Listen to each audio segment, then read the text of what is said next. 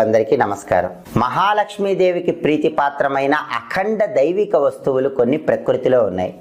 వాటిల్లో గోమతీ చక్రానికి విశేషమైన ప్రాధాన్యత ఉంది.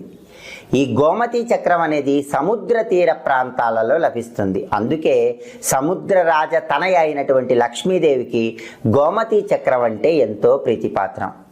ఏ ఇంట్లో అయితే గోమతీ చక్రం ఉంటుందో ఆ ఇంట్లో మహాలక్ష్మీదేవి గల్లు గల్లుమని ఆనంద తాండవం చేస్తుందని పురాణాల్లో చెప్పారు. అయితే ఈ గోమతీ చక్రానికి కొన్ని ప్రత్యేకమైనటువంటి విధి విధానాలతో పూజా కార్యక్రమాలు నిర్వహించినట్లయితే ఆ గోమతీ చక్రం శక్తి విశేషంగా పెరుగుతుంది.